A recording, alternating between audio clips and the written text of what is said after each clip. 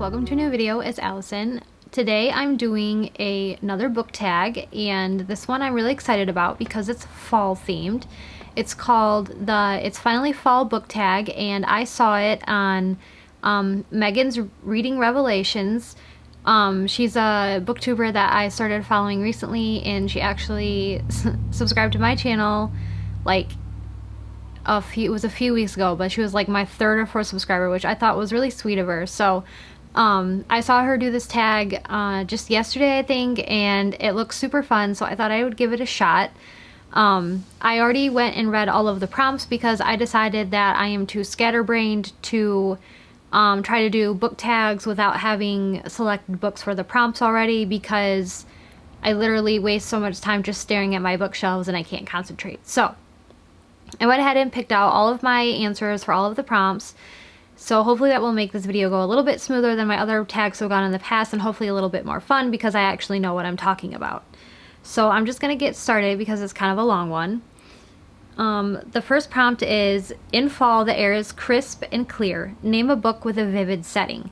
And for that one I picked Winterwood because I love the setting of this book. It's set in Oregon, I think, and there's a woods, an enchanted woods that lost things show up in. So if you lose something, there's a really good chance it's going to be in this woods at some point, but you have to be careful about these woods because it doesn't like things being taken from it. So it's definitely a setting that was really enchanting. I really liked this book super much. I liked it so much I'm actually wearing a Winterwood themed headband from Fable Bands, and yeah, so Winterwood definitely has a vivid setting. The next prompt is, nature is beautiful but also dying. Name a book that is beautifully written but also deals with a heavy topic like loss or grief.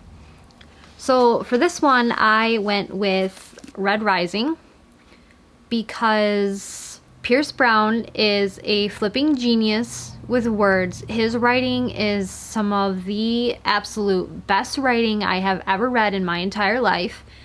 And this book deals with oppression and it deals with so many things, but oppression is one of the biggest ones, and just fighting back against a corrupt system. It's so good. It's my favorite sci-fi series ever. I don't think that is ever going to change, but this one definitely deals with some very heavy topics. Prompt number 3. Fall is back to school season. Share a nonfiction book that taught you something new. So for this one, I actually had a really hard time picking out a book for this one because I might not read nonfiction very often, but when I do, the books are really good. So the one I picked for this is Think, Learn, Succeed by Dr. Carolyn Leaf. She is a Christian neurophysicist. I can't remember her exact title, but her work is all about your brain and how your brain works, and how you can take the power of your brain and use it to make yourself a better person. She is a phenomenal writer. She writes everything that in such clear terms that it's okay. It's not super easy to understand, especially if you have no experience with neuroscience, but she explains everything so well. I read this book and it just made me feel all happy on the inside because she basically says that you are your own self, and don't put yourself in boxes. Don't put yourself in those personality test boxes because they're just not an accurate representation of who you are, because you are bits and pieces of every single personality that there ever could be. You as a person are so amazing and so unique and so individual that there is just no reason you should ever put yourself in a box. So I recommend all of her books. She has so many good books out, but this one was the one I chose for this prompt. Prompt number 4.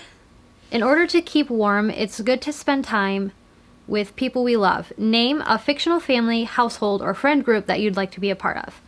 Nobody's gonna be surprised by my choice for this one. I went with the Inner Circle from A Court of Mist and Fury.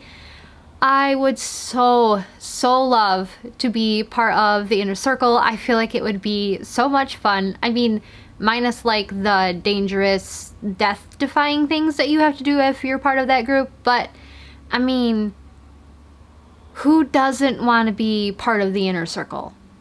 I want to be part of the Inner Circle, so I went with that one. There was lots of other ones that I could have picked, but I'm rereading ACOTAR right now, so I really there were no other options for me. I was gonna pick the Inner Circle from ACOTAR. There was just no other way it was gonna work out. So, number 5. Fall is the perfect time for some storytelling by the fireside. Share a book wherein somebody is telling a story. And this one was actually really hard because at first I thought I had to pick a book that was narrated, and I know there are books out there like that, but I just haven't read any. Most of the books I've read are all told by a character's perspective, or I guess third person could be kind of narrated, but I wanted to actually pick something where someone was telling a story. So I went with the Illuminae Files. If you don't know anything about this series, it's YA sci-fi, and it's very uniquely put together. And the whole gist of it is there's a group of people called the Illuminae Group, and they are compiling records and video and all sorts of things to tell a story. So I don't want to give anything away, but this whole series is basically a group of people telling a story. You just don't know it while you're reading it. Prompt number 6. The nights are getting darker. Share a dark, creepy read. Okay, so I am not a big, creepy book person. I don't like to be scared, and if I can't read it after dark, I probably shouldn't be reading it at all because I just hate that whole... I don't like to be scared. I don't think it's fun at all whatsoever. But for this one, I went with Ninth House by Leigh Bardugo. This book deals with a very interesting kind of magic. The main character can see ghosts, and those ghosts are not always nice. So this was the darkest, okay, it's not the darkest and creepiest book I have, but it is one that I've read recently this year, and I really, really liked it, so I went with this one. I'm pretty sure I didn't read this book after dark either, just to be safe, because that stuff just bothers me so much. But anyways, Ninth House. Prompt number... Where are we at? Oh, prompt number 7. The days are getting colder. Name a short, heartwarming read that could warm up somebody's cold, rainy day.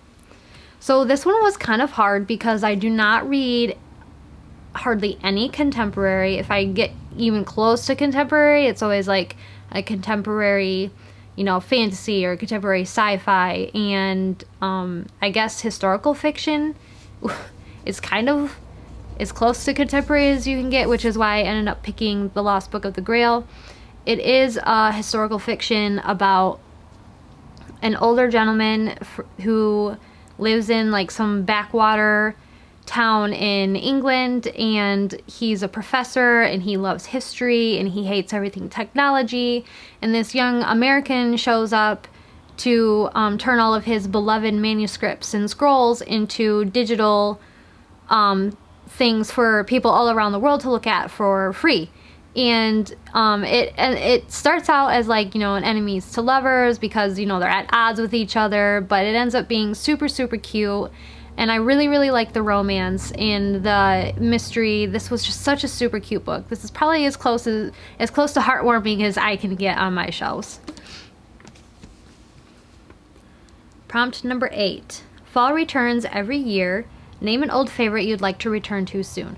So this one I literally almost picked books that I read last year, and I'm that's not an old favorite. That's a new favorite. So I ended up picking Anne of Green Gables. I just recently got the whole set in this beautiful watercolor editions, and I read these books such a long time ago. I was still in high school, which was a little bit ago, and I love these books so much, and I definitely plan to reread these in 2021.